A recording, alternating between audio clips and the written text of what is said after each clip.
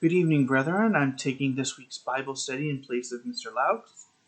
Hopefully he feels better soon. We're only a few days from the festival of Purim, which happens about a month before the Passover and Days of Unleavened Bread. And although this festival is not one that we tend to observe on a regular basis, it is a festival whose observance is celebrated and certainly permitted by the Bible as a sign of God's deliverance of his people from the threat of extermination that was faced during the times of the Persian Empire, when many Jews, although by no means all of them, were under the rule of this mighty empire. The situation of the Jews in the book of Esther, as a small people in a large empire, is a situation that we ought to be familiar with as part of the New Testament Church of God, which has generally been in the position wherever brethren have dwelled around the world. While the events of Esther occurred some 2,500 years ago or so, they are still of relevance to us. Let us therefore explore this book today and its relevance to us as believers today. The book of Esther is 10 chapters long, and it's far too long to explore the entire book and comment at length about it in the detail of some of our Bible studies on some of the prophetic books of the Bible, for example. Indeed, if we were started from the beginning of Esther and sought to examine every connection between the book of Esther and the rest of the Bible, we would likely only get through about half the book at most, maybe even only a couple of chapters. For our purposes today, therefore, this particular study will be a survey of the entire book of Esther, a surface-level reading that will allow us to get the most obvious lessons that come from a book that is viewed as an interesting story, but is perhaps not viewed in any kind of depth. We may be familiar with the general plot of Esther from our experiences reading the book on a regular basis, hopefully. Yet at the same time, we may not be as familiar with the relevance of Esther to our current circumstances, and especially the way that the book of Esther deals with several concerns that we think of as being particularly modern problems. And so it is worthwhile to examine these lessons as we go. Our approach will be to examine important passages one by one as we find them in the book of Esther, and then to comment on them and provide insights, before moving on to the next one and repeating the process until we come to the end of the book. With that said, let us begin. When we begin Esther, we are immediately placed in a world that we should be quite familiar with. Esther chapter 1, verses 1 through 4, sets us in the context of the book of Esther, both in its place and time. And though it is a place and time that are far removed from us, it is one in which there are many similarities with our own experience as well. Esther chapter 1, verses 1 through 4 reads, Now it came to pass in the days of Ahasuerus, this was the Ahasuerus who reigned over 127 provinces, from India to Ethiopia. In those days when King Ahasuerus sat on the throne of his kingdom, which was in Shushan the citadel, that in the 3rd year of his reign he made a feast for all his officials and servants, the powers of Persia and Media, the nobles and the princes of the provinces being before him, when he showed the riches of his glorious kingdom and the splendor of his excellent majesty for many days, 180 days in all. Just like in our own time, the time of Ahasuerus of Persia was one in which there were great nations and great empires who dominated the entire world. During this time, the Persian Empire, with its rule extending from North Africa through the Middle East into Europe and down into the Arabian Desert and well into Central Asia and India, overall, it was part of a realm in which the Persian king ruled over perhaps about half of the world's population at the time, at least as historians estimate it. The splendor that he displayed to his people, as a way of demonstrating the wealth and power of the empire, was largely wealth that had come from taxation. This is by no means unique to that empire or to empires in general. Whatever wealth is shown off by those who lead any government, or whatever splendor we see in the public, these splendors come generally from the taxation of ordinary people. The Jewish people were but a small people in this massive empire, and that's a good approximation of the way that believers of God today are but a small part of the nation in which we live in. And so we have to operate under the understanding that we are not the movers and shakers of this present world, nor were we meant to be. But we must live in places where our size and importance are not what determines how we are treated by the governments that rule over us. It's also important to note that there is a direct contrast between the behavior of the Persian king here and the way that Jesus Christ has established the proper leadership for Christians. Throughout human history, up to the present day, people have often tended to make ill-gotten gain through taxation or corrupt business practices, and then they seek to receive a reputation as a benefactor in society by giving some of that money back in carefully targeted ways for their own purposes that suit the interests of the person giving them the donation, which allows them to maintain their power over the uses of that money while also seeking to gain a reputation for generosity. Whether this is done by government officials or other elites, titans of industry, and the like, it's the same pattern of behavior that was identified by Jesus Christ in Luke chapter 22, verses 24 through 26. Let us keep a marker here in Esther, as we will be returning to it shortly, but of what is said of this behavior that Ahasuerus practiced in Esther 1, we read the following in Luke chapter 22, verses 24 through 26. Now there was also a dispute among them, as to which of them should be considered the greatest. And he said to them, The kings of the Gentiles exercise lordship over them, and those who exercise authority over them are called benefactors. But not so among you. On the contrary, he who is greatest among you, let him be as the younger, and he who governs as he who serves. When we compare what we see at the beginning of Esther to what we read in the Gospels, the sort of behavior among leaders that Jesus Christ modeled and that he expected us as believers to practice were on completely different lines altogether. No human regime that has ever existed or that now exists is worthy of our ultimate loyalty, nor expresses the will of God as being fully demonstrated. This is not to say that believers have no obligations towards human regimes, for we do, and Esther itself as a book explores precisely these issues. But human governments as a whole have legitimacy that is based upon their serving as the servants of God in protecting God's people from harm and in practicing and enabling the obedience of God's laws as his servants on this earth, a task which most nations of the world have done rather poorly. Although the Persian Empire was in many ways a very good regime compared with the regimes that have existed over the course of human history, it was by no means perfect, nor did it represent any sort of example of how God's kingdom looks on earth. With our expectations therefore tempered, let us continue looking here at the account in Esther. When we look at Esther chapter 1, verses 10 through 22, we see the precipitating incident in the entire book of Esther, and it is very important to understand what this verse means, and also its relevance to our own times, which is a matter that is in some dispute. Esther chapter 1, verses 10 through 22 reads, On the 7th day, when the heart of the king was merry with wine, he commanded Mehuman, Biztha, Harbona, Bigtha, Abgatha, Zethar, and Carcass, 7 eunuchs who served in the presence of King Ahasuerus, to bring Queen Vashti before the king, wearing her royal crown, in order to show her beauty to the people and the officials, for she was beautiful to behold. But Queen Vashti refused to come at the king's command brought by his eunuchs. Therefore the king was furious, and his anger burned within him. Then the king said to the wise men who understood the times, for this was the king's manner to all, who knew God, law, and justice, those closest to him being Harshenah, Shethar, Admatha, Tarshish, Meres, Marsena, and Memucan, the 7 princes of Persia and Media, who had access to the king's presence, and who ranked highest in the kingdom.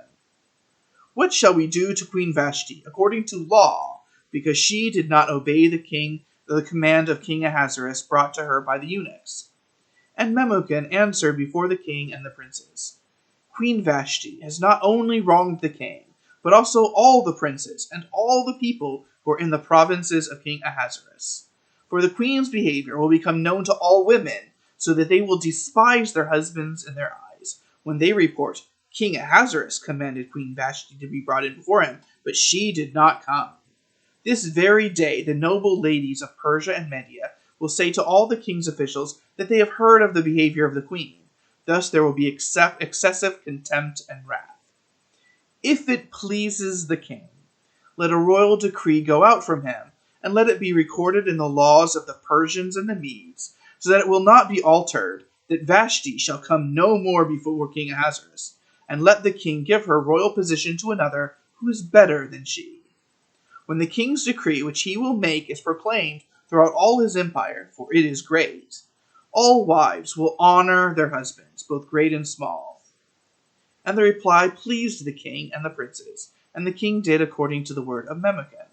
Then he sent letters to all the king's provinces, to each province in its own script, and to every people in their own language, that each man should be master in his own house, and speak in the language of his own people.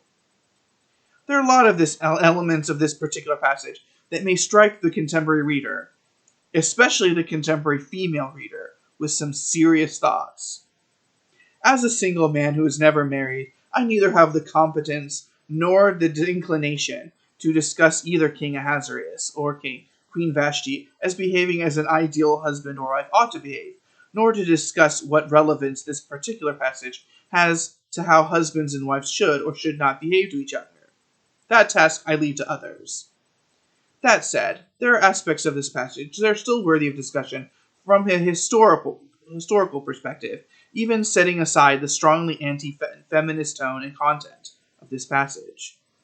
It is striking that Esther's whole opportunity to become Queen of Persia and to save her people came about because of Vashti's feminist self-assertive behavior and the way it alienated Vashti from the king and made her an apparent threat to the stability of households all over the Persian Empire, such that her removal was deemed necessary and proper to ensure that husbands would be masters of their own houses.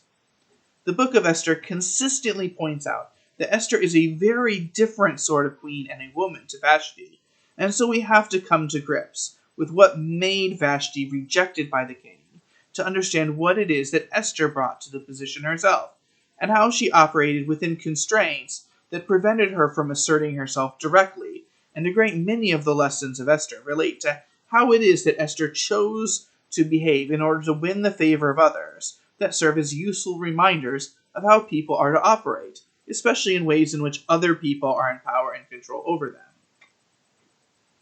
It is also worthwhile to note that the man who is responsible for reframing the behavior of Vashti as a threat to the well-being of husbands all over the Persian Empire is not viewed within the book of Esther as a subject of ridicule and contempt. Memucan is not a particularly notable person in his own right, nor does he appear again in the book of Esther. But, with this comments preview that we've seen in the book, he is portrayed as a wise, thoughtful advisor who knows how things are and who shrewdly understands his royal master and influences along a track that is being viewed as at least worldly wise within the confines of the pages of the book of Esther. We ought to recognize this when we think of his role in framing Vashti's action in a light that the ancient world viewed in a highly negative fashion. Let's also note that this passage states that the laws of the Medes and the Persians are not to be altered, as is the case in many regimes around the world today, including the United States, the unwritten Constitution of the United Kingdom, and many other regimes around the world. The Medes and Persians expected a high degree of stability in the laws that governed them, and in order to present the image of unchangeable law and custom, they had a tradition that stated that laws could not be revised once they had been decreed. There were other ways of dealing with bad laws that we will see later on in the book of Esther, but it is noteworthy that the idea of the unchangeable aspects of Persian law is here explored as a way of setting desirable social patterns in stone and keeping things the way that they ought to be and resisting undesirable change, and how these were a key aspect of the legal philosophy of the Persian Empire, one that we will see later in this book in terms of how this could be worked around when necessary. Continuing on to Esther chapter 2, verses 1 through 4, we see the next pivotal incident in how it is that Esther became Queen of Persia. Esther chapter 2, verses 1 through 4 reads, After these things, when the wrath of King Ahasuerus subsided, he remembered Vashti, what she had done, and what had been decreed against her. Then the king's servants who attended him said, Let beautiful young virgins be sought for the king, and let the king appoint officers in all the provinces of his kingdom, that they may gather all the beautiful young virgins to Shushan the citadel, into the women's quarters, under the custody of Haggai the king's eunuch, custodian of the women. And let beauty preparations be given them. Then let the young woman who pleases the king be queen instead of Vashti. This thing pleased the king, and he did so. Although this passage is full of things that we might want to comment on concerning the treatment of young women, there are at least two aspects of this passage that are worth commenting on as they relate to this passage and its relevance both to history in general, as well as the book of Esther itself in particular. The first, and just a general historical aspect of this passage, is that the model of holding bridal pageants for a divorced or widowed king that we see here in Esther 2, verses 1 through 4, is something that was practiced in Tsarist Russia regularly as a means of finding suitable brides for a Tsar who is in the same position that the Persian king was in. As strange and barbaric as this custom may seem to us, it was practiced within the past few hundred years, and it is perhaps noteworthy that it is in Russia where we find this particular practice practiced the most, and that lasted the longest within the Western world that we know of.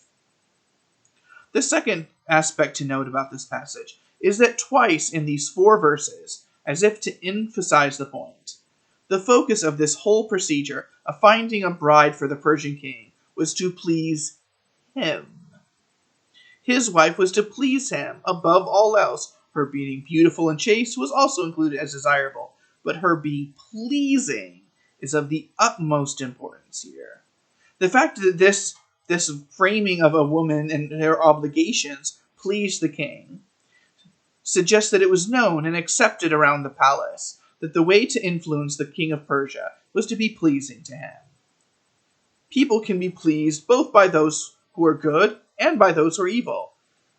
And a central part of the drama of the book of Esther as a whole is the way in which 2 very opposite people, namely the good Esther and the wicked Haman, both seek to influence the king by pleasing him, suggesting that the king's nature and character was well known and catered to by those who wished to involve themselves with the courtly politics of the Persian realm.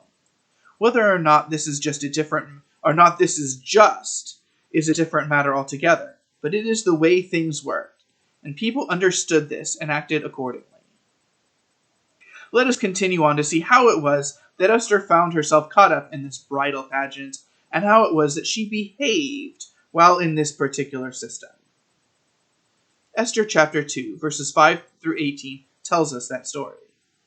Esther chapter 2, verses 5 through 18 reads, In Shushan the citadel there was a certain Jew, whose name was Mordecai the son of Jair, the son of Shimei, the son of Kish, a Benjaminite. Kish, and this name is in italics, so it's not provided in the Hebrew, had been carried away from Jerusalem with the captives who had been captured with Jeconiah king of Judah, whom Nebuchadnezzar the king of Babylon had carried away. And Mordecai had brought up Hadassah, that is, Esther, his uncle's daughter, for she had neither father nor mother. The young woman was lovely and beautiful. When her father and mother died, Mordecai took her as his own daughter. So it was, when the king's command and decree were heard, and when many young women were gathered at Shushan the citadel under the custody of Haggai, that Esther was also taken to the king's palace into the care of Haggai, the custodian of the women. Now the young woman pleased him, and she obtained his favor. So he readily gave beauty preparations to her, besides her allowance. Then 7 choice maidservants were provided for her from the king's palace, and he moved her and her maidservants to the best place in the house of the women. Esther had not revealed her people or family, for Mordecai had charged her not to reveal it. And every day Mordecai paced in front of the court of the women's quarters to learn of Esther's welfare and what was happening to her. Each young woman's turn came to go into King Ahasuerus after she had completed 12 months' preparation according to the regulations for the women, for thus were the days of their preparation apportioned. 6 months with oil of myrrh, and 6 months with perfumes and preparations for beautifying women. Thus prepared, each young woman went to the king, and she was given whatever she desired to take with her from the women's quarters to the king's palace.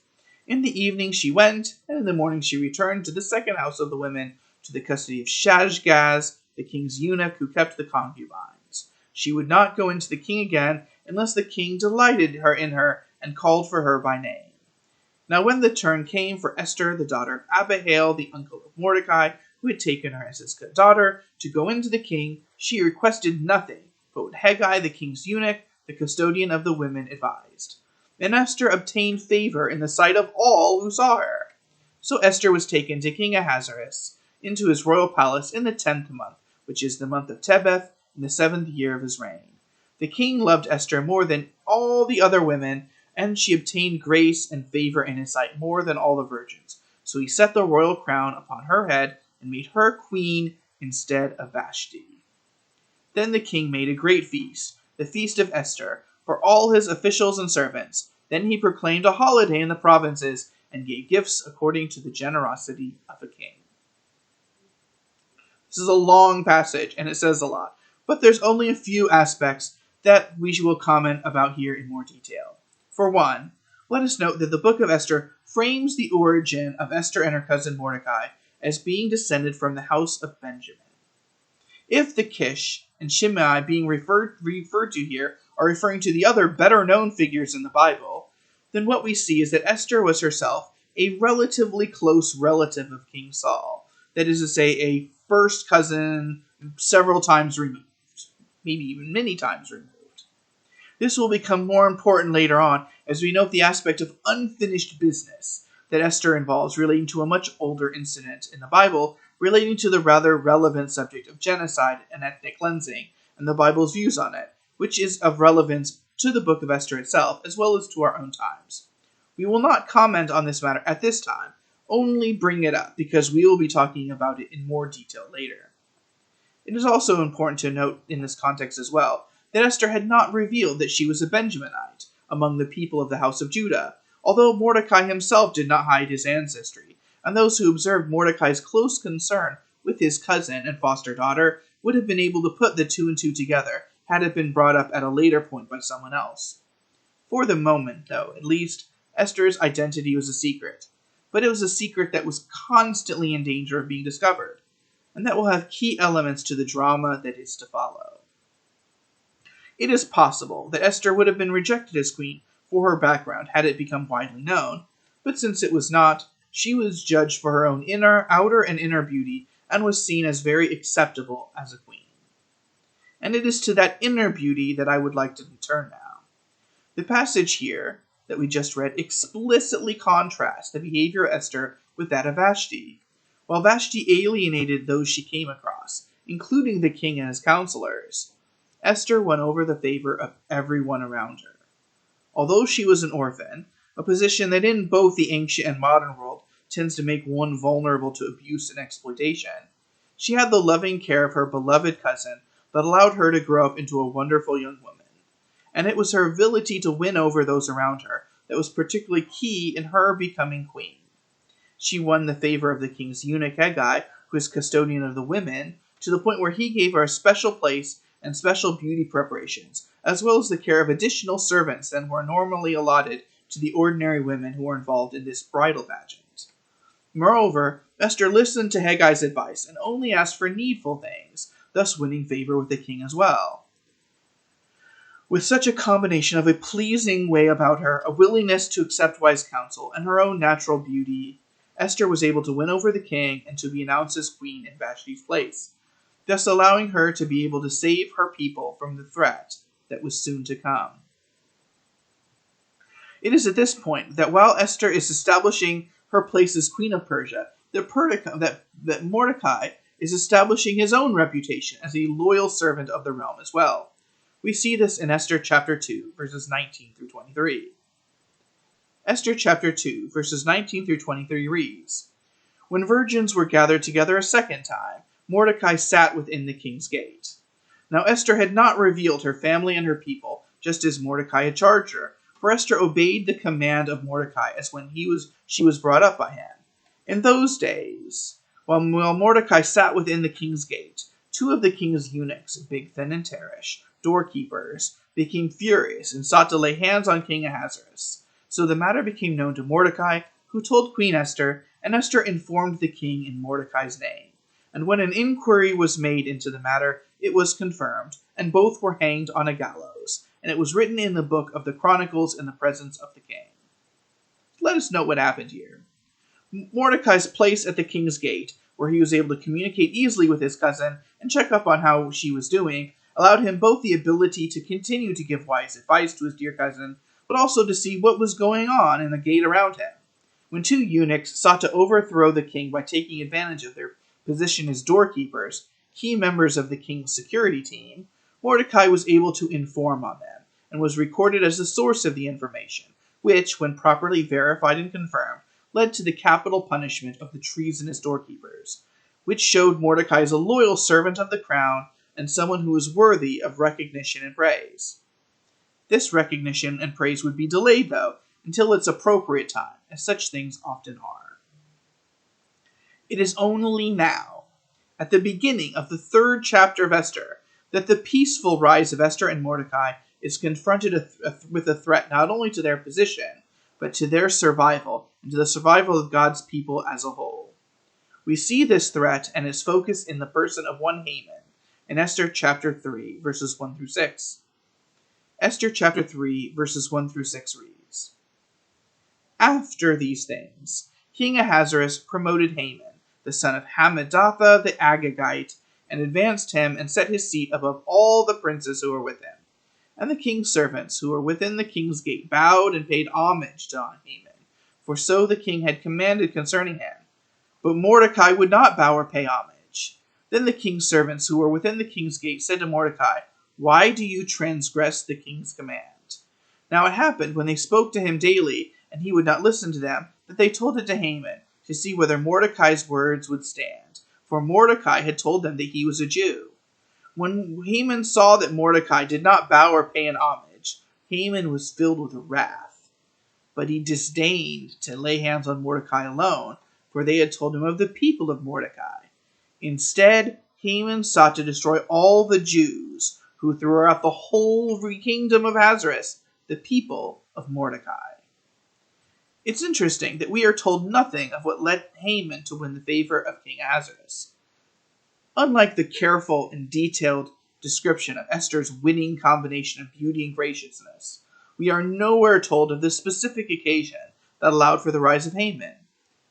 Yet that rise carried with it ominous threats, and here we are forced to deal with the unpleasant issue of genocide and ethnic cleansing as it is discussed in the Bible.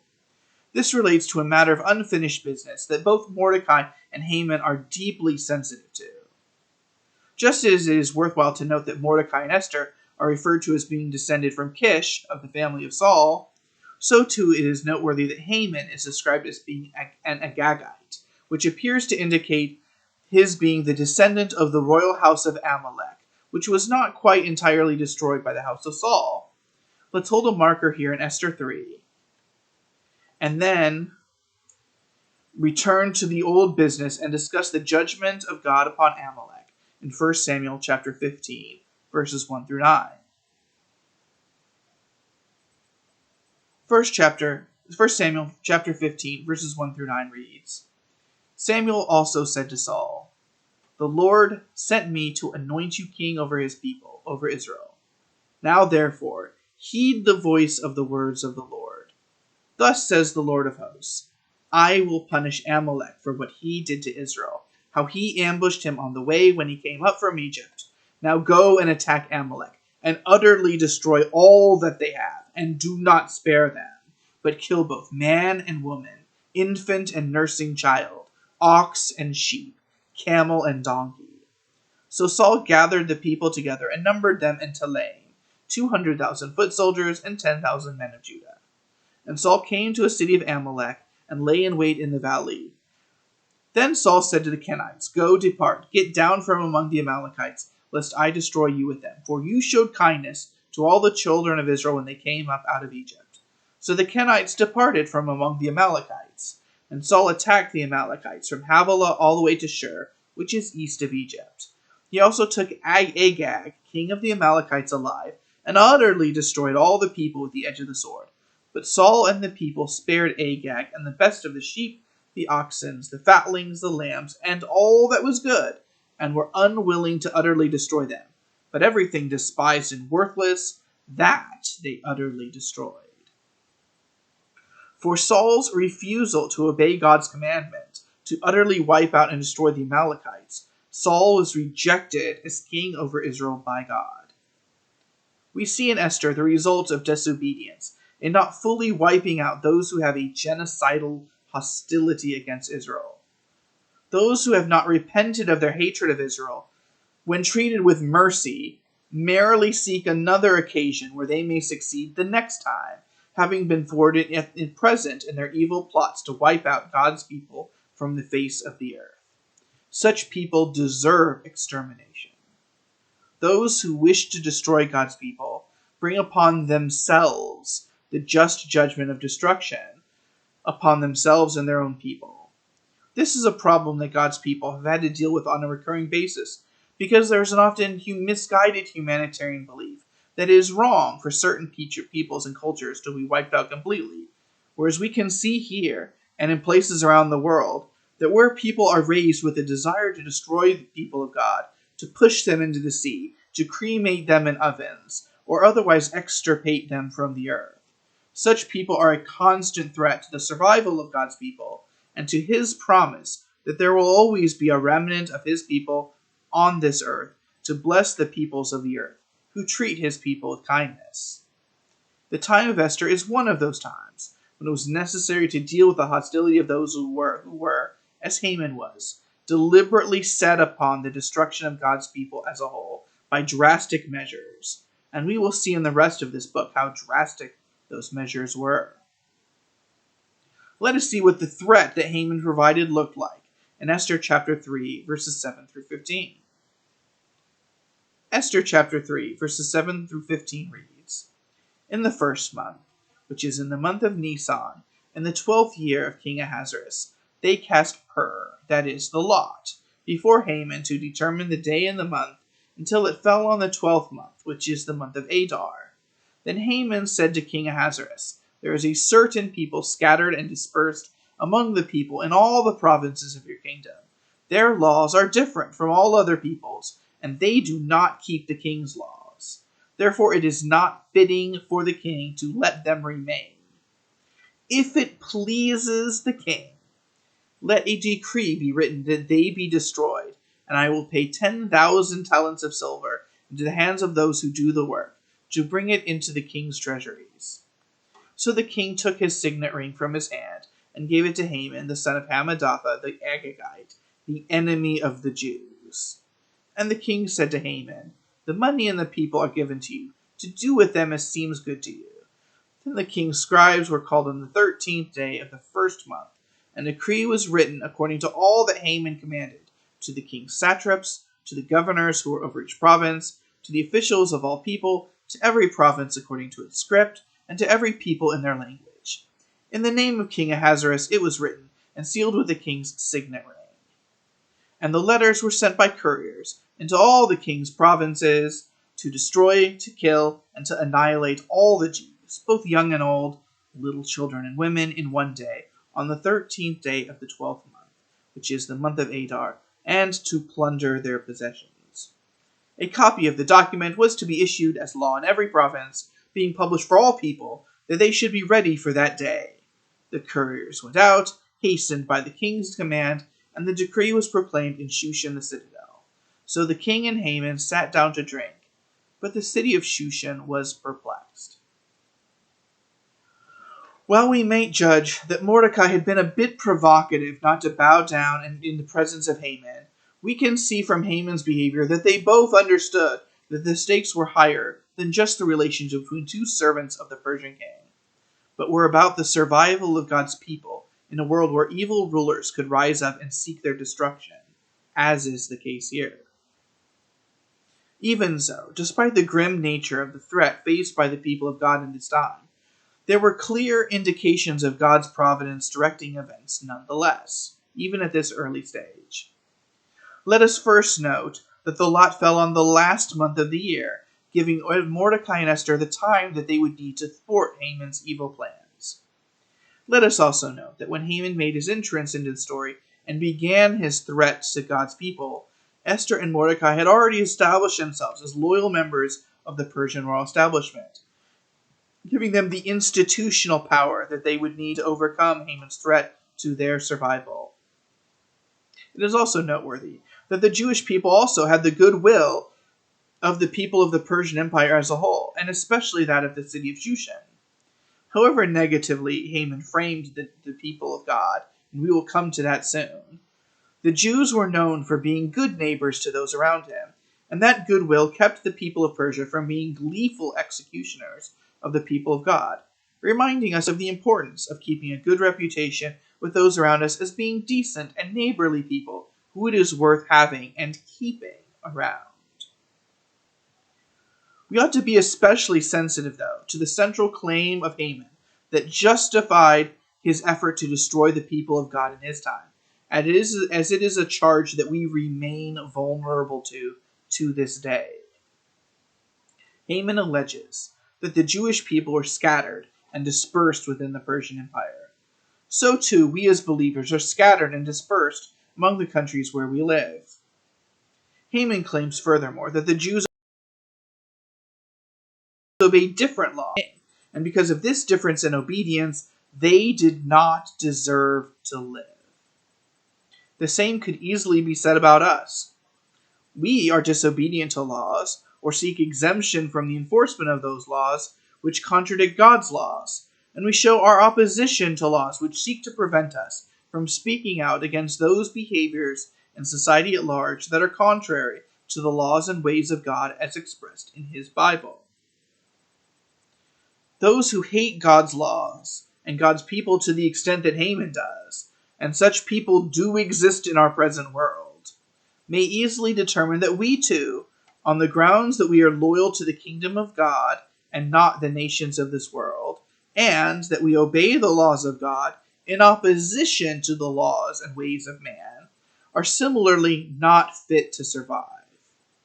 Esther's tale of how to cope with the threat of genocide is therefore of the highest relevance to God's people today, as that same threat stands against us all here and now.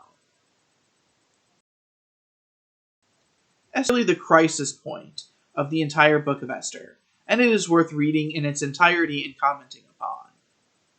Esther chapter 4, verses 1 through 17 reads, When Mordecai learned all that had happened, he tore his clothes and put on sackcloth and ashes, and went into the midst of the city. He cried out with a loud and bitter cry. He went as far as the front of the king's gate, for no one might enter the king's gate clothed with sackcloth. And in every presence where the king's command and decree arrived, there was great mourning among the Jews, with fasting, weeping, and wailing, and many lay in sackcloth and ashes. So Esther's maids and eunuchs came and told her, and the queen was deeply distressed. Then she sent garments to clothe Mordecai and take his sackcloth away from him, but he would not accept them. Then Mordecai called Hathach, one of the king's eunuchs, whom he had appointed to attend her, and she gave him a command concerning Mordecai, to learn what and why this was. So Hathach went out to Mordecai in the city square that was in front of the king's gate. And Mordecai told him all that had happened to him, and the sum of money that Haman had promised to pay the king's treasuries to destroy the Jews. He also gave him a copy of the written decree for their destruction, which was given at Shushan, that he might show it to Esther and explain it to her, and that he might command her to go into the king to make supplication to him and plead before him for her people. So Hathach returned and told Esther the words of Mordecai. Then Esther spoke to Hathach and gave him a command for Mordecai. All the king's servants and the people of the king's provinces know that any man or woman who goes into the inner court to the king, who has not been called, he has but one law, put all to death, except the one to whom the king holds out the golden scepter, that he may live. Yet I myself have not been called to go into the king these 30 days. So they told Mordecai Esther's words, and Mordecai told them to answer Esther. Do not think in your heart that you will escape in the king's palace any more than all the other Jews. For if you remain completely silent at this time, relief and deliverance will arise from the Jews from another place, but you and your father's house will perish. Yet who knows whether you have come to the kingdom for such a time as this?" Then Esther told them to reply to Mordecai, "Go, gather all the Jews who are present in Shushan, and fast for me. Neither eat nor drink for 3 days, night or day. My maids and I will fast likewise. And so I will go to the king, which is against the law, and if I perish, I perish." So Mordecai went his way, and did according to all that Esther commanded him. Let us first summarize this passage and understand what is going on here. When Mordecai became aware of Haman's plot to exterminate the Jews from the face of the earth, his response was entirely proper, and that is mourning in public in sackcloth and ashes. This, the author of Esther records, was the practice of Jews throughout the Persian Empire who faced destruction at the hand of Haman. Let us note that at this time, half the people of the world, give or take, lived within the boundaries of the Persian Empire, so the death and destruction threatened to God's people at this time was immense. When Mordecai's action became known, Esther was curious about it and set one of her attendants, the eunuch Hathach, to serve as a messenger between her and Mordecai, and the eunuch returns with a proclamation against the Jews, as well as the instruction to go before the king to plead on behalf of her people. Esther commented that she had not received the king's favor or attention, or been called to him in a month, which indicates that the favor that Haman had gained had turned his heart away from his loving wife, with the thoughts of looting and destroying a minority people within his own empire to increase his empire's security, or so it was framed by Haman. Nevertheless, Mordecai responds to this with a moving plea that perhaps it was God's providence that Mordecai and Esther were placed where they were for such a time as this, as indeed appears to be the case.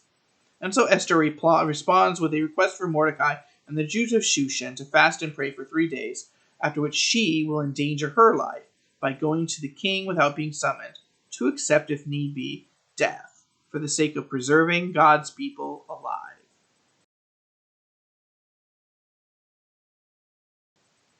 It appears nowhere in the entire book. This passage is the closest it comes to mentioning the name of God, since another place can only mean from heaven, from the throne of God, and appealing to divine providence without using God's name is also coming as close as possible to avoid mentioning the name of God in what is obviously an appeal to the Eternal's own providential care of his people. It is a bit puzzling why God's name is nowhere referred to in the book of Esther under any of its forms, when it is obvious that his hand is all over it. Various reasons have been put forth as to explain why the name of God is absent in Hebrew form of Esther. But it's worth noting that when Esther was translated into the Greek Septuagint, that many additions to that Septuagint version of Esther added many references to God, at least to some ancient readers of the book, that God's hand was all over the events of the book, and that it is worth interpreting the book in such a fashion.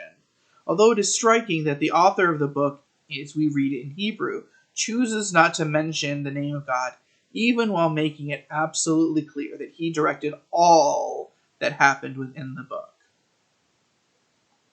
In many ways, Esther chapter 5, verses 1 through 8, is the formal climax of the book of Esther as a whole, but the author of Esther skillfully tells the story to keep the drama ramped up at its peak even after the climax of the plot is reached. Esther chapter 5, verses 1 through 8 reads, "Now it happened on the 3rd day that Esther put on her royal robe and stood in the inner court of the king's palace, across from the king's house, while the king sat on his royal throne in the royal house, facing the entrance of the house. So it was, when the king saw Queen Esther standing in the court, that she found favor in his sight. And the king held out to Esther the golden scepter that was in his hand. Then Esther went near and touched the top of the scepter. And the king said to her, 'What do you wish, Queen Esther? What is your request? It shall be given to you, up to half the kingdom.' So Esther answered, 'If it pleases the king, let the king and Haman come today to the banquet that I have prepared for him.' Then the king said, 'Bring Haman quickly, that he may do as Esther has said.' So the king and Haman went to the banquet that Esther had prepared. At the banquet of wine, the king said to Esther, 'What is your petition? It shall be granted to you.' What is your request? Up to half the kingdom, it shall be done. Then Esther answered and said, My petition and request is this. If I have found favor in the sight of the king, and if it pleases the king to grant my petition and fulfill my request, then let the king and Haman come to the banquet which I will prepare for them, and tomorrow I will do as the king has said. Given all of the worry and concern that Esther had, understandably enough, as to how she would be received by her royal husband, it is striking to note that the Persian king was very responsive to her coming before him without his permission or his request, holding out his scepter to her and offering her up to half his kingdom. He was in no position to know, yet, that she was not asking for any possessions, or nothing selfish at all, but was instead asking for her very life to be spared from extermination. The way that Esther frames her situation is a very good one, and one that seems to catch Haman off guard. In a way, Esther lays a trap for Haman by both flattering him by inviting him to be a guest in a private and exclusive banquet, of which she is the hostess, while at the same time plotting to reveal that Haman has, through his hostility to her cousin and foster father, endangered the life and well-being of the queen. Somehow, and it is astonishing how, Haman never seems to understand the relationship between Mordecai and Esther, entirely unprepared for the possibility that the charming and beautiful queen, who seeks to cultivate his company, is really plotting his destruction as intentionally as he is unintentionally plotting her own destruction, without being fully aware of what he is doing. It is also interesting to note that this first banquet of wine is mentioned far more briefly and in passing than the second one, which is to come shortly, which is much more dramatic, although this first banquet is not described in much detail. It's worth discussing at least a little bit that Esther was wise and discerning, and noting that the first banquet was not the proper time and place for her to bring her request before her royal husband. This is unusual enough that it is worth noting. Many people, when they have something on their minds as intently as Esther did regarding her survival, which is obviously a very intense thing to have on one's mind and deal with, they are prone to want to rush a discussion in order to achieve resolution inside, rather than watching the mood and situation they are in to judge when it is the best time for that discussion to be made so that it is as successful as possible. I do not pretend to be a perfect communicator by any means, but Esther's wise approach in seeking to make sure that the situation is the most favorable for her request by delaying the serious and unpleasant matter she has to communicate and focusing on building good feelings for herself and the people she is eating and drinking with is a technique that is well worth developing, as difficult as it is to practice such heroic restraint in our lives. What happens next is a passage that reveals a lot about the differences between Esther and Haman, and also to some extent between Haman and King Ahasuerus himself. We see this mentioned in Esther chapter 5, verses 9 through 14. Esther chapter 5, verses 9 through 14 reads, So Haman went out that day joyful and with a glad heart. But when Haman saw Mordecai in the king's gate, and that he did not stand or tremble before him, he was filled with indignation against Mordecai. Nevertheless, Haman restrained himself and went home, and he sent and called for his friends and his wife Zeresh. Then Haman told him of his great riches, in which the king had promoted him, and how he had advanced above the officials and servants of the king. Moreover, Haman said, Besides, Queen Esther invited no one but me to come with the king to banquet that she prepared, and tomorrow I am again invited by her along with the king.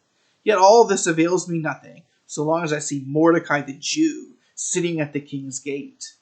Then his wife Zeresh and all his friends said to him, Let a gallows be made, 50 cubits high, and in the morning suggest to the king that Mordecai be hanged on it. Then go merrily with the king to the banquet. And the thing pleased Haman, so he had the gallows made. Haman comes off particularly badly in this passage, and he does so because this passage really reveals who Haman is as a person, with qualities that most of us, and perhaps most importantly God himself, finds pretty insufferable. Haman's joy is immediately killed by seeing Mordecai, and rather than giving him a good thrashing, He shows what he considers to be heroic restraint in going home and bragging about how wonderful his life is and how successful he is. And then he plans to create a gallows on which Mordecai. This is the sort of thing that pleases Haman, and his wife and friends, at least for now, play along with it.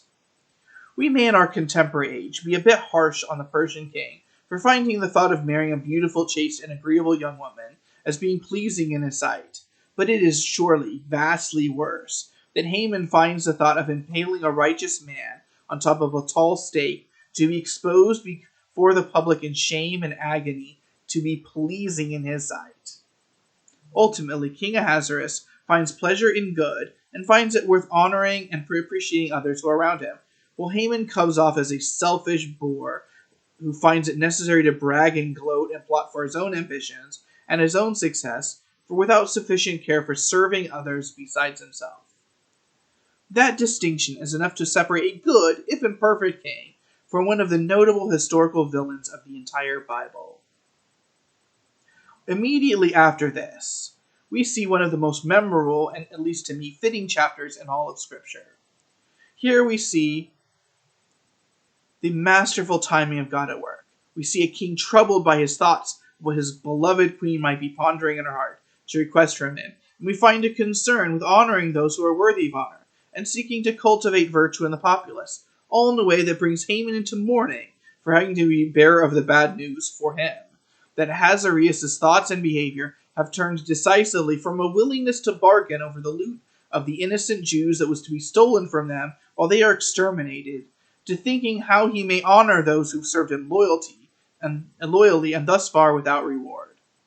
Let us take this chapter as a whole and then discuss notable aspects of it in Esther chapter 6, verses 1 through 14. Esther chapter 6, verses 1 through 14 reads, That night the king could not sleep, so one was commanded to bring the book of the records of the Chronicles, and they were read before the king. And it was found written that Mordecai had told of Bigthana and Teresh, two of the king's eunuchs, the doorkeepers who had sought to lay hands on King Ahasuerus. Then the king said, What honor or dignity has been bestowed upon Mordecai for this? And the king's servants who attended him said, Nothing has been done for him. So the king said, Who is in the court? Now Haman had just entered the outer court of the king's palace to suggest that the king hang Mordecai on the gallows that he had prepared for him. Then the king's servant said to him, Haman is there, standing in the court. Then the king said, Let him come in. So Haman came in, and the king asked him, What shall be done for the man whom the king delights to honor? Now Haman thought in his heart, Whom would the king delight to honor more than me? And Haman answered the king, For the man whom the king delights to honor, let a royal robe be brought, which the king has worn, and a horse which the king has ridden, which has a royal crest placed on its head. Then let this robe and horse be delivered to the hand of one of the king's most noble princes, that he may array the man whom the king delights to honor. Then parade him on horseback through the city square, and proclaim before him, Thus shall it be done to the man whom the king delights to honor. Then the king said to Haman, Hurry, take the robe and the horse, as you have suggested, and do so for Mordecai the Jew, who sits within the king's gate. Leave nothing undone of all that you have spoken. So Haman took the robe and the horse, arrayed Mordecai, and led him on horseback through the city square, and proclaimed before him, Thus shall it be done to the man whom the king delights to honor. Afterward Mordecai went back to the king's gate, but Haman hurried to his house, mourning and with his head covered. When Haman told his wife Zeresh and all his friends everything that had happened to him, his wise men and his wife Zeresh said to him, If Mordecai, before whom you have begun to fall, is of Jewish descent, you will not prevail against him, but will surely fall before him. While they were still talking with him, the king's eunuchs came and hastened to bring Haman to the banquet which Esther has prepared. Why couldn't the Persian king sleep? It's very tempting for us to see a combination of factors at work. One of these, and probably the most important, is divine providence, not only in keeping the king awake, but also in making the king aware that nothing had been done for Mordecai, who would help save the king's life by informing on a couple of eunuchs who would wish to do him harm, or even to overthrow him. In addition to this, there is also the element of the stress that the king was under in trying to figure out what Esther was so concerned about. What is clear, though, is that the king's fondness was firmly fixed on Mordecai as a result of gratitude for his active service in protecting the king. And it may be quite possible that he had already started to compare Mordecai with Haman, and wondering what Haman had done to protect him and look out for his best interest in the way that Mordecai had done, even though he had not been rewarded for doing so. Into this situation, Haman enters, and he is immediately wrong-footed. It should not surprise us that this is so, for at least two reasons. For one, Haman's plans are contrary to God's ways, and his wife says they will certainly fail. The Hebrew is emphatic here. When Haman enters the palace in the belief that he will be able to persuade the king to allow Haman to put his rival to death, the king is of the mindset to honor Mordecai for his loyalty to the king for information.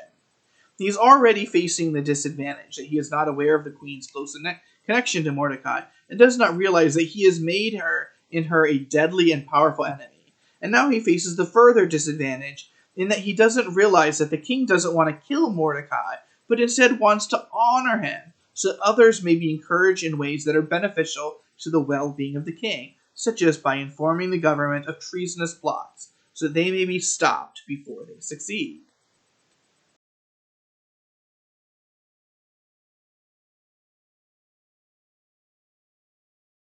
It is pretty king delights to honor by wearing royal robes that the king has worn, riding a horse that the king has ridden, and being paraded around the city, showing an obvious and close connection to the crown that he served, and having to perform those deeds for the man he hated most in Mordecai must have been deeply mortifying for him.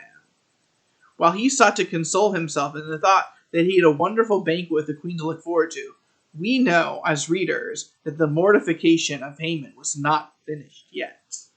Not by any means. Continuing on to Esther chapter 7, verses 1 through 10, we read the account of Esther's second banquet, which seals Haman's fate. Esther chapter 7, verses 1 through 10 reads, So the king and Haman went to dine with Queen Esther. And on the second day, at the banquet of wine, the king again said to Esther, What is your petition, Queen Esther? It shall be granted you. And what is your request? Up to half the kingdom, it shall be done. Then Queen Esther answered and said, If I have found favor in your sight, O king, and if it pleases the king, let my life be my people at my request. For we have been sold, my people and I, to be destroyed, to be killed, and to be annihilated.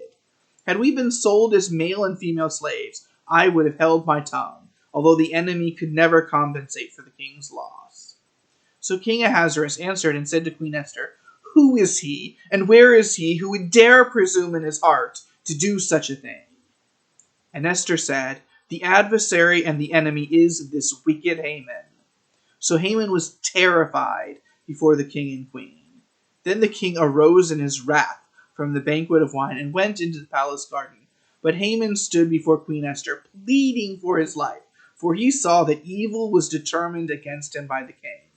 When the king returned from the palace garden to the place of the banquet of wine, Haman had fallen across the couch where Esther was. Then the king said, Will he also assault the queen while I am in the house? As the word left the king's mouth, they covered Haman's face. Now Harbona, one of the eunuchs, said to the king, Look, the gallows, 50 cubits high, which Haman made for Mordecai, who spoke good on the king's behalf, is standing in the house of Haman. And at the house of Haman. Then the king said, Hang him on it. So they hanged Haman on the gallows that he had prepared for Mordecai. Then the king's wrath subsided. At the beginning of the second banquet, the king is ready and eager to hear Esther's petition, which should lead the reader into pondering that at least some of his insomnia the night before had to deal with his thoughts about her. When Esther reveals that what she wants is no selfish blessing from the king, but rather the preservation of her own life and that of her people, the king is instantly motivated to destroy the threat to his beloved wife's well-being. When that enemy turns out to be the wicked Haman, Haman's worst day becomes his final day. What follows is a demonstration of the folly of enraging the king, as the king's decision to ponder rather than pronounce a sentence immediately led Haman both to fear for his life, but also to think that he could still plead and beg and bargain for his life. However, when he sought to beg Esther to save his life, either by lying across her couch, this inappropriate contact, which leads the king to openly ask if Haman intends on assaulting his wife, a horrific offense, when even to touch the queen was a capital offense against the king, leads to an immediate pronouncing of the death penalty when the eunuchs cover his face. And when one of the eunuchs decides that it would be worthwhile to promote the interests of Mordecai by contrasting Haman's desire to kill and deliver the king, the predictable result is that Haman was hung on the gallows that he had planned to hang Mordecai on. Rarely has someone been hoisted on their own petard so appropriately. In Esther chapter 8, verses 1 through 6, what we see is the need to take care of unfinished business, which has been one of the themes of the book as a whole that we have read so far. Esther chapter 8.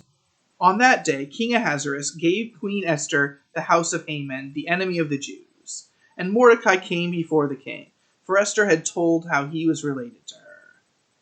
So the king took off his signet ring, which he had taken from Haman, and gave it to Mordecai.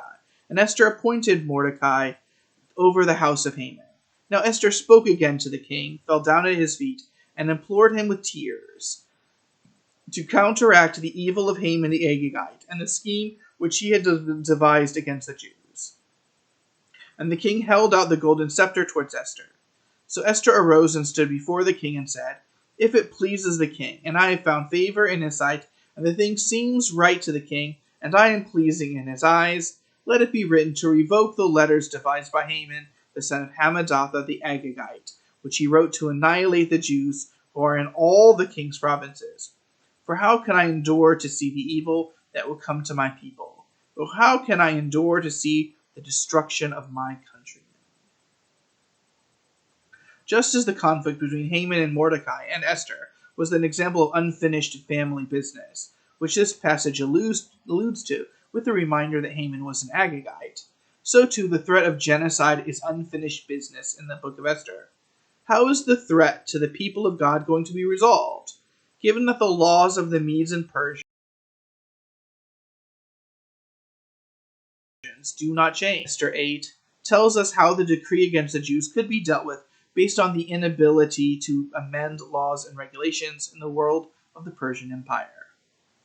Esther chapter 8, verses 7 through 17 reads, Then King Ahasuerus said to Queen Esther and Mordecai the Jew, Indeed, I have given Esther the house of Haman, and they have hanged him on the gallows, because he tried to lay his hand on the Jews. You yourselves write a decree concerning the Jews as you please in the king's name, and seal it with the king's signet ring. For whatever is written in the king's name and sealed with the king's signet ring, no one can revoke. So the king's scribes were called at that time, in the 3rd month, which is the month of Sivan, on the 23rd day. And it was written according to all that Mordecai commanded to the Jews, the satraps, the governors, and the princes of the provinces from India to Ethiopia, 127 provinces in all, to every province in his own script, to every people in their own language, and to the Jews in their own script and language. And he wrote in the name of King Ahasuerus, and sealed it with the king's signet ring, and sent letters by couriers on horseback, riding on royal horses bred from swift steeds. By these letters the kings permitted the Jews who were in every city to gather together and protect their lives, to destroy, kill, and annihilate all the forces of any people or province that would assault them, both little children and women, and to plunder their possessions on one day in all the provinces of King Ahasuerus on the 13th day of the 12th month, which is the month of Adar. A copy of the document was to be issued as a decree in every province and published for all people, so that the Jews would be ready on themselves on their enemies.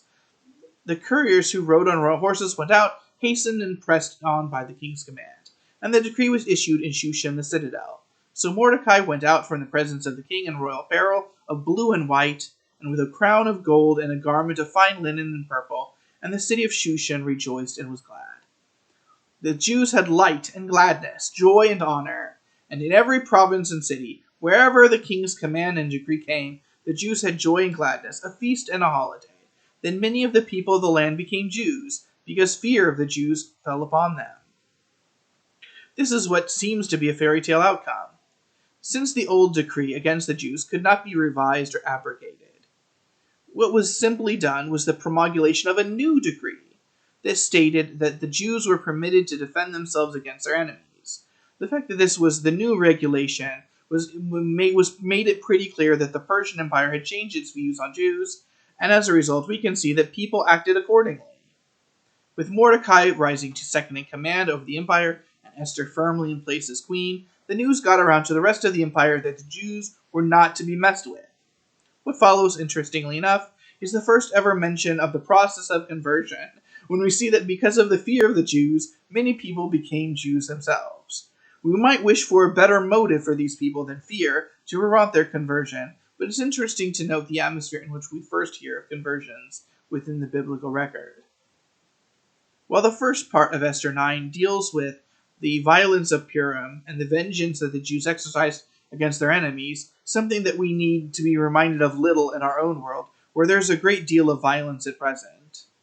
Esther chapter 9, verses 18 through 32, gives us a discussion of how it is that Purim became a historical festival of deliverance for the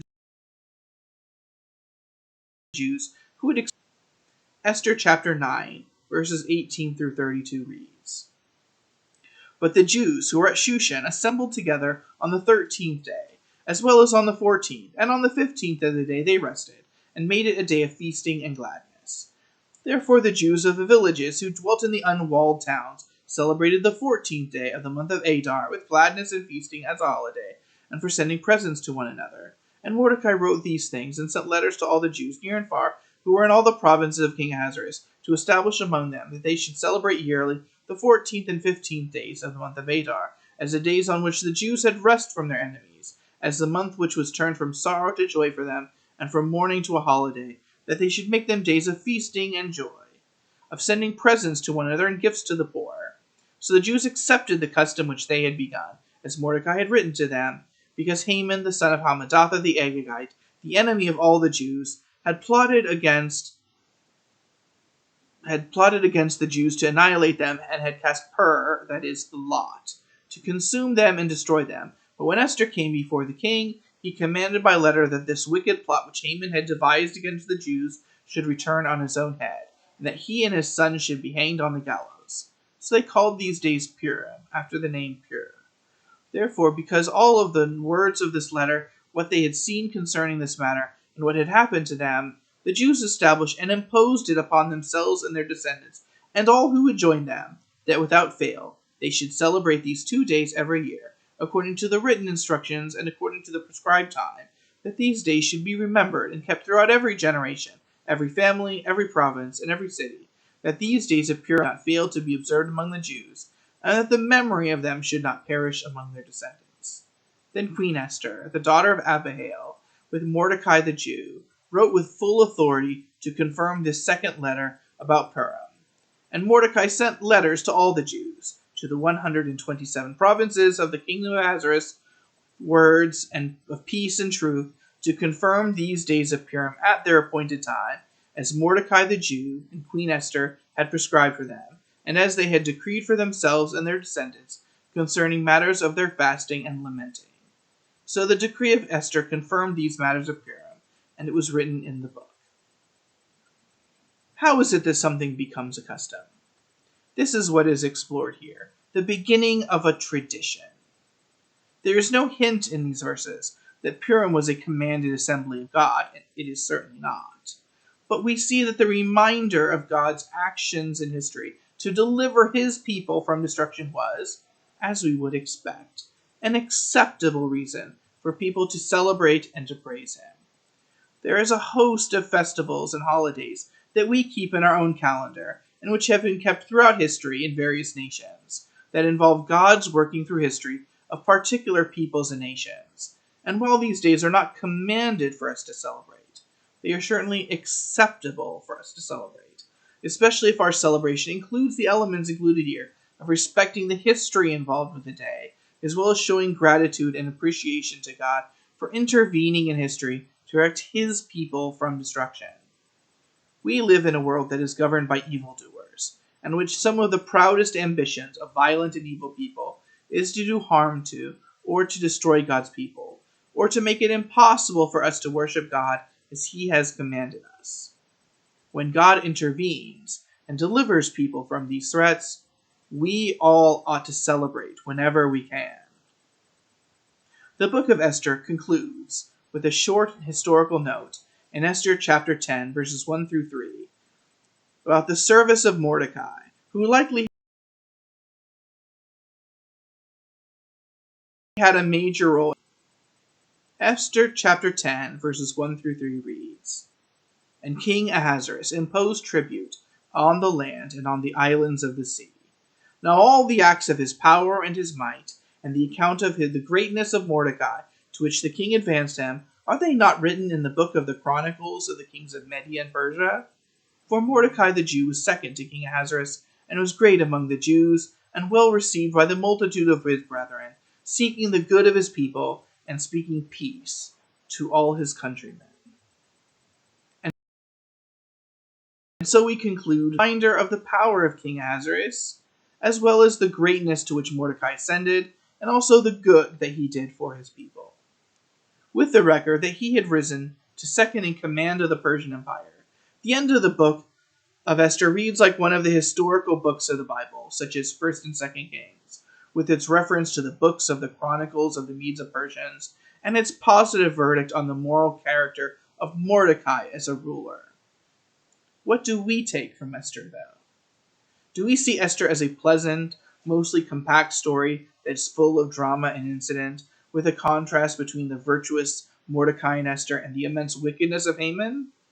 Or do we see it, in addition to that, as being a book that is relevant to our own time and experience, as showing us the vulnerability of God's people among the nations of this world, who could be stirred to resentment and hostility against us by our keeping other laws and following God's ways, which couldn't be seen as an offense or even as treasonous to the corrupt authorities that are here on this earth? With whatever perspective you view the book of Esther, hopefully you have gained something out of this study that we've conducted tonight, and I hope you all have a wonderful rest of the week and a good Sabbath wherever you happen to be attending.